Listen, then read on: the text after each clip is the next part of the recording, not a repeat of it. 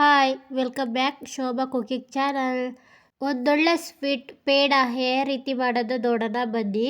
ಆಲಿ ಪುಡಿಯಲ್ಲಿ ತುಂಬಾನೇ ಕ್ವಿಕ್ ಆಗಿ ಸ್ವೀಟ್ ರೆಸಿಪಿ ನೋಡೋಣ ಬನ್ನಿ. ಈ ಚಿಕ್ಕ ಗ್ಲಾಸ್ ಅಲ್ಲಿ 1 ಗ್ಲಾಸ್ ಹಾಲು ತಗೊಂಡಿದ್ದೀನಿ, 2 ಸ್ಪೂನ್ ತುಪ್ಪ, 1 ಬಟ್ಲು ಸಕ್ಕರೆ ಎಲ್ಲ ಕರಗಬೇಕು, ಅಲ್ಲಿ ತನಕ ಮಿಕ್ಸ್ ಮಾಡ್ಕೋಬೇಕು.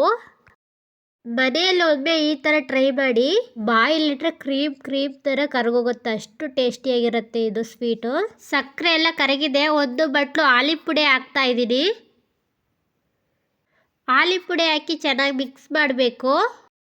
ಸಣ್ಣೂರೇ ಹಿಡ್ಕೊಂಡೆ ತಿರುಗಿಸ್ಬೇಕು, ಇಲ್ಲಾಂದ್ರೆ ತಳ ಅಂಟೋ ಚಾನ್ಸಸ್ ಇದೆ. ದೊಡ್ಡವರೇ ಹಿಡ್ಕೊಬಾರ್ದು. ನೋಡಿ, ಚೆನ್ನಾಗಿ ಮಿಕ್ಸ್ ಮಾಡ್ತಾ ಇರಬೇಕು. ಒಂದು ಅರ್ಧ ಗಂಟೆ ಕಾಲ ಕೈ ಬಿಡದಾಗೆ ತಿರುಗಿಸ್ಬೇಕು. ಈಗ 1-2 ಸ್ಪೂನ್ ತುಪ್ಪ,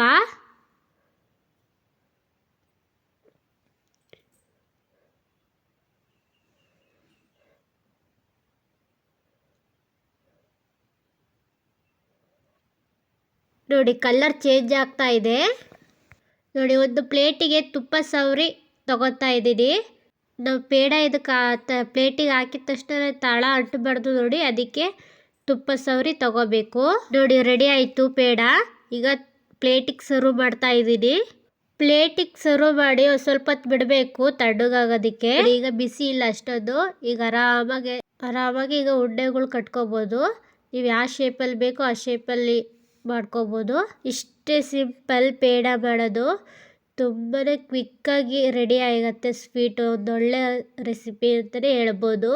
ವಿಡಿಯೋ ಇಷ್ಟ ಆಗಿದ್ದಲ್ಲಿ ಲೈಕ್ ಮಾಡಿ, ಶೇರ್ ಮಾಡಿ, ಕಮೆಂಟ್ ಮಾಡಿ. Thank you.